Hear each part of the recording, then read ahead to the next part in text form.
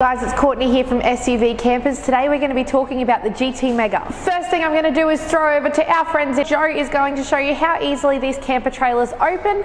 Jeff is going to show you how easily they close. Take it away, boys.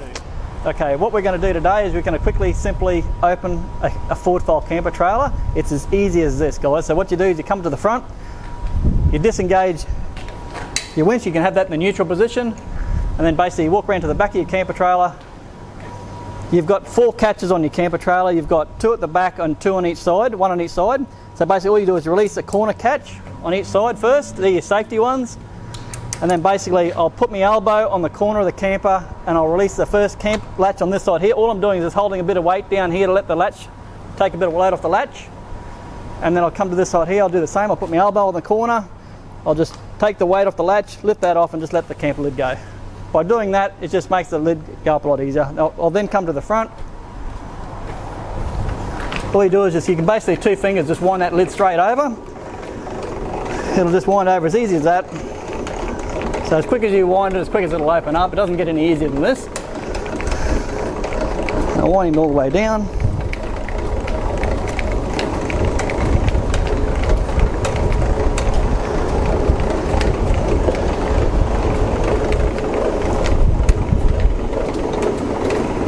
As I get to the end there, I'll just engage the ratchet. That'll hold the lid down. I'll then come around to the side of the camper. Depending on the model, you've just got some latches on the side here. That just locks it in place so it doesn't flip back up. I'll go to the corner of the camper. The canvas has got these nice little pieces that come around like that and just locks that whole corner in really nice and neat. I'll then come over, I'll open the main entry door. I'll come inside. It's as simple as basically going inside here, pushing the back bow up. It automatically locks into place, and that's as easy as it is, guys. There's your camper trailer open. Today I'm just going to show you how easy it is to pull down a 4-berth camper trailer. So, open the door, walk into your camper trailer, simply let it off the locking pin on both sides. Very important to make sure from now you close your door and flick your deadlock across from the inside so the door is closed. Then it's a matter of letting the winch cable off the front, releasing your lid, and then with the twin struts it goes over. Very simple. Now when you get to here, first lot of canvas, it certainly makes it a lot more simple to put it in. And all I do is fold this canvas so it goes layer up on layer. It'll fold up a lot better. And it's exactly the same around the other side. So the first lot of canvas just goes in across the top of the bed, so there's heaps of spare room in there. When you get to here, some people either have a horse lead or a dog lead rope hanging down and they just pull down on that to close the camper trailer. All I do is grab the side, pull this down. By having that front window open, it expresses the air out of the back. And then all you need to do is winch cable onto that bottom eyelet, and then the winch pulls the rest down. So when you're winding this down, very simple on the winch.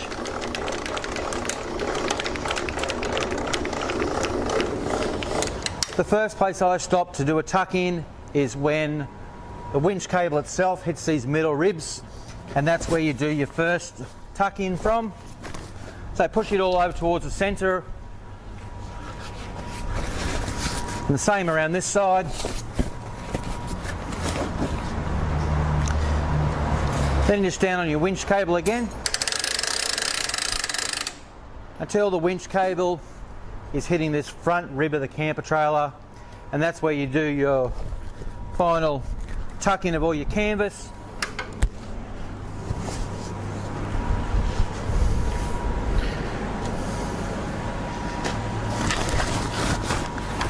Once you've got all the canvas inside,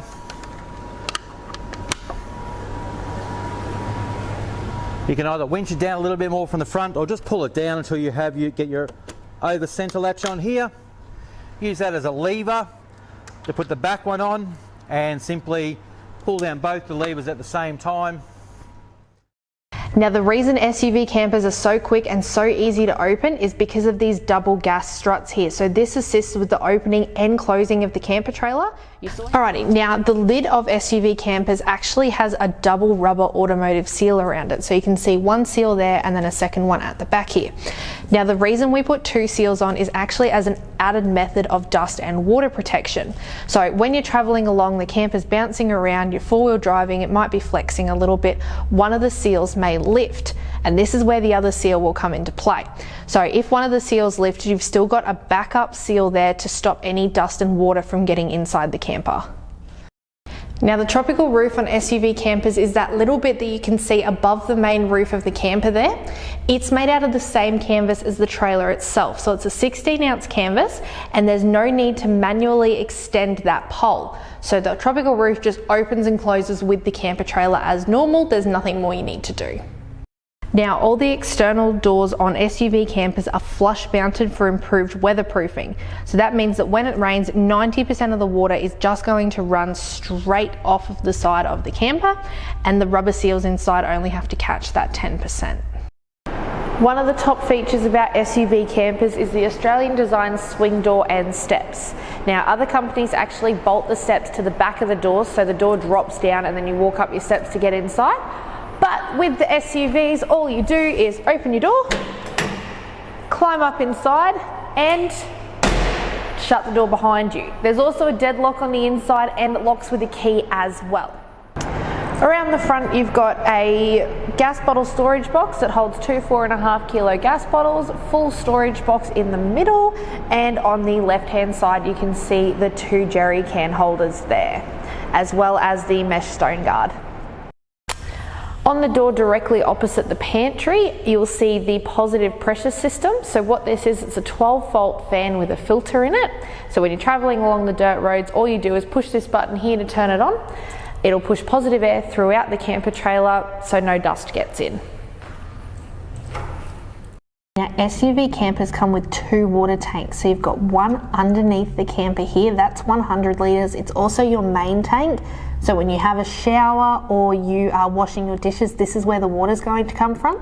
The second water tank is also 100 litres. It's located behind your spare tyres, which is a standard on SUV campers, the two spares. Now this back water tank acts as a ball weight adjuster. So when it's full, it's actually going to take weight off the tow ball. Alrighty guys, so I'm going to throw back over to Joe. He's going to explain a little bit more about the suspension on the camper trailers. Off you go, Joe. Welcome to SUV Campers. Today I just want to quickly go through, guys, and show you independent suspension on an SUV camper, how it's assembled and what goes into assembling an SUV camper.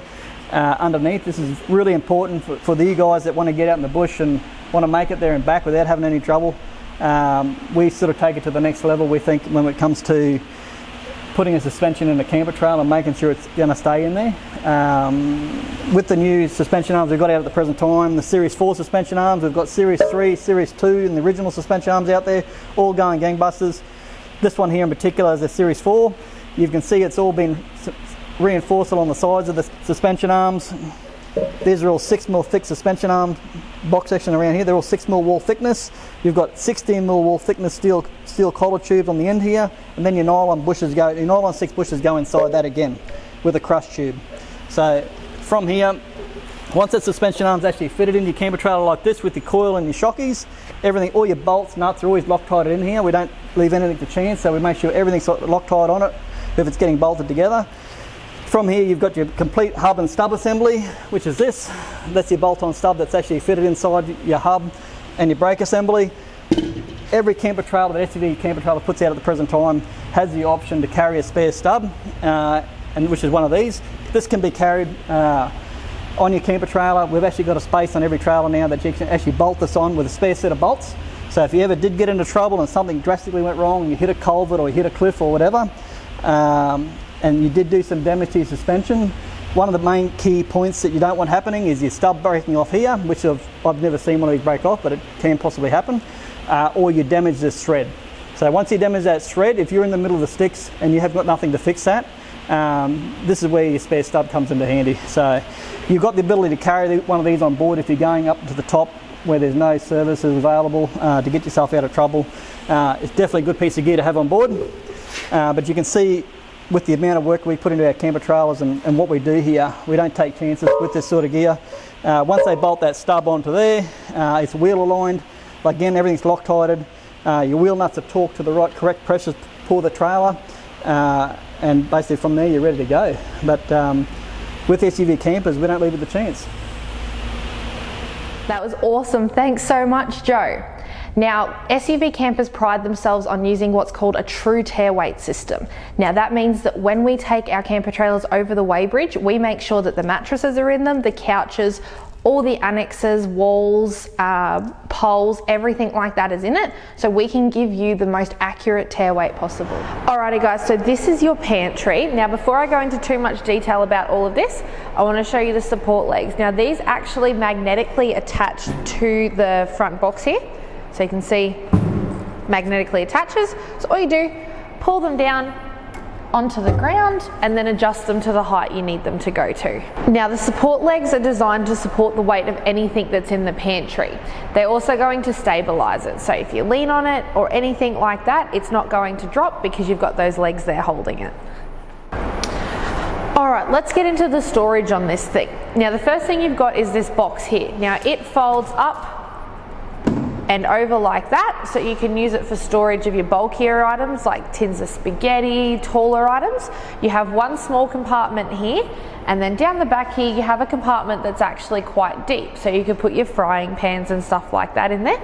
You also have this bench space here as well, so it does create a little bit of extra bench space. In the front here you also have a little drawer, so you can pull that out and you can store some stuff in there as well.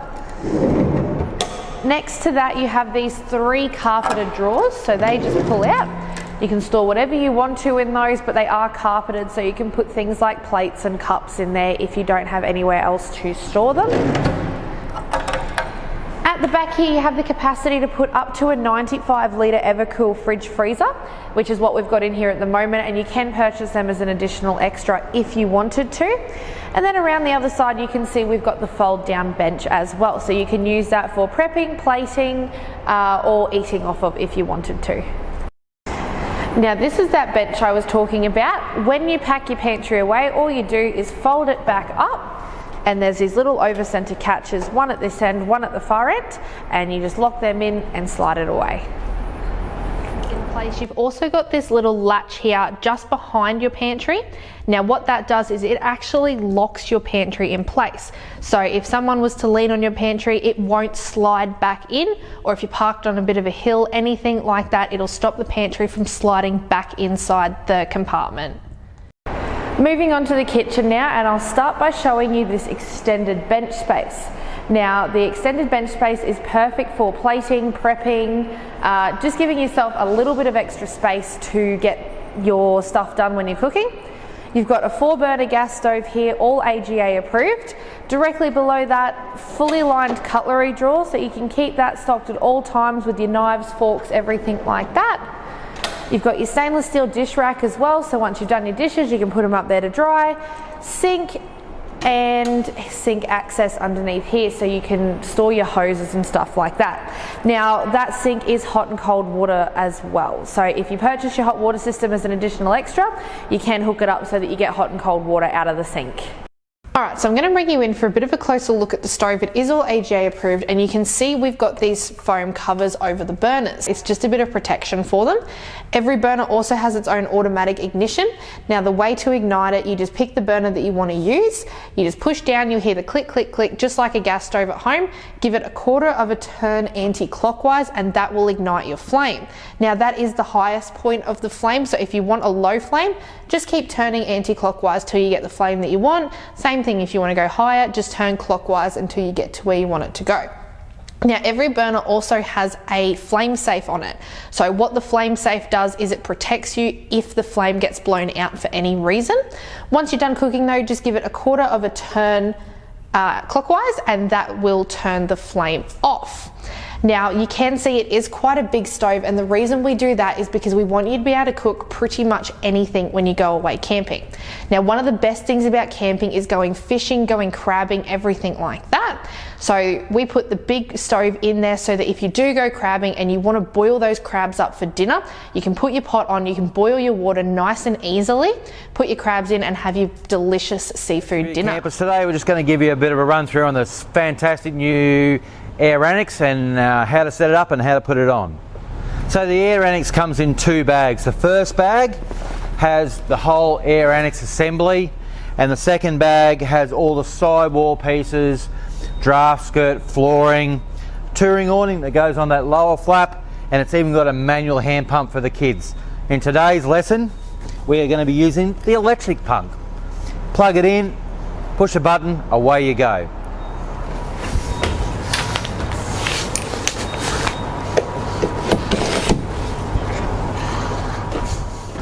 So setting up the Air Annex, best thing is just lay it out on the ground first so it's flat and you know you've got it on the right way. And then all it does is the zip and Velcro attaches this end first. So once you've attached the zip, and it's just a matter of pulling this cord and the zip and the Velcro attach. Drop the center pole down here so you can reach it a lot easier. And then up over the apex.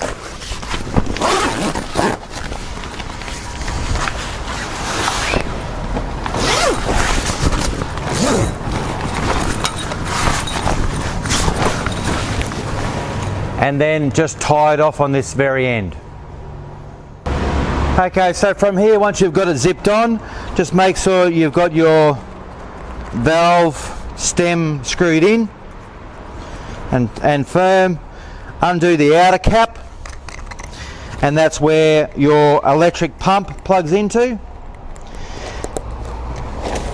They plugged it into there, and then make sure your dial is on 7 psi on the pump, and it's on the red outlet, which is pump, and plugged into the Anderson plug on the drawbar. Push the on button and stand back and watch it do its magic.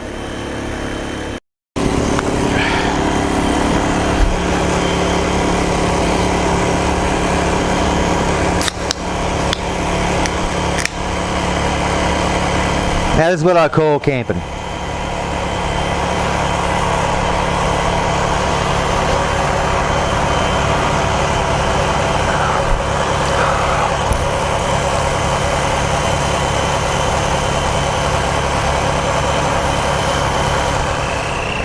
So once it starts getting a little bit of structure to it, all I do is pop it up in semi-right position, then it's not kinked and the posts will go up easier, making sure again that you've got all your valves closed across the front, and then sit there and watch it go up and get back to your beer. So as long as you've got it set on 7 psi on the gauge, it will automatically stop once these are fully inflated, and 7 psi is pretty tight and it's not going to move around. Once you've got that set up and the pump stops, then you just walk back in and pop up the center roof piece.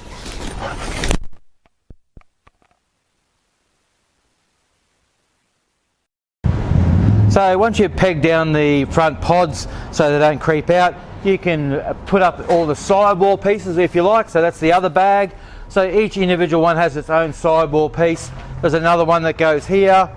Then you've got a draft skirt, and then also a flooring sheet, so you can totally enclose it for those wet weekends away. Hi, it's Jeff from SUV Camper Trailers here, just showing you the new air shower tent and how it connects. So just simply zips across the back section here and connects to the Velcro, and then these are your air pods that you're going to fill up with through the air intake.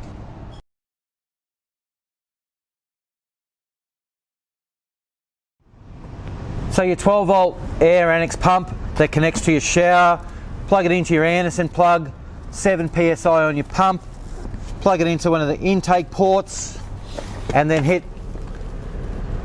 start. That's it. Okay. So hints and tips for the new air shower tent. Make sure that you've got both your valves closed so you don't leak any air. If one of the pods is not going up effectively, make sure that you've got your interconnecting valves open so it can run air from this pod into that pod. Anchor down the base of your shower tent so it doesn't move around, and also make sure you've got your window up. So inside you can see we've got a queen size inner spring mattress. It has got those straps over the bed so that you can make the bed and not have to unmake it every time you go to pack the camper up. You've got 2 LED dimmers over the bed as well. We've got 2 over the couch here as well. Now they are controlled by the little dimmer switch, which is the white box you can see at the bottom of the screen.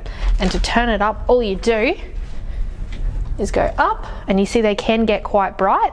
Then back down again. You can actually turn them off from here and then back on again. Inside you've got these 2 internal storage drawers, so they just come out like that, and you can use that for clothes and towels and things like that. Alrighty guys, I want to show you one of the coolest parts about SUV campers, and that is the reverse cycle air conditioning. Now reverse cycle air conditioning is an option on every single one of the SUV campers. Now you can see you've got 3 aircon vents here, so you've got 1 back here, and then you've got 2 and 3. Now these hoses are completely adjustable, so you can just pull them out and point them in whatever direction you want them to go. So you can point them at the bed, up under the covers, you can point them at the couch if you're just sitting there relaxing, or if it's a hot day and you've just finished setting up, you can even come in and just point it straight at your face. Like, it's that easy. Now the best part about it is it's reverse cycle, so it is. Now this is your luxury vinyl club lounge seating that actually converts down to a bed. The next part of this video is going to show you exactly how that's done, so stay tuned. What we're going to do today is we're going to turn this luxury club lounge into a double bed. Now the way you do that is by using the couch backs here. So all you do is you stand up, grab your couch back, like so, lay it across the middle here, and repeat. So you move your corner piece, grab your back cushion, and lay it in the middle here. And last but not least, you grab this one near the side door here, lay it across the middle, and that's it. That's all it takes, guys. Now you're probably wondering what supports the weight when you're sleeping on this bed, and the answer lies in these cushions themselves. They have a board that runs through the middle of them that supports the weight of anyone that sleeps on it. Now the roofs on SUV campers are quite high. This is to allow the hot air to escape easier. I personally am a little bit over 5'9", and I can only just touch the roof of the camper on my tippy toes. So that just shows you how high the roofs actually are. Thank you guys so much for watching. If you have any questions about the SUV Grand Mega or anything else in the SUV range, head to www.suvcampers.com.au or call 1300 788 222 to find your nearest SUV dealer. Don't forget to ask them about the incredible specials we've got running at the moment, but otherwise I'll see you in the next video.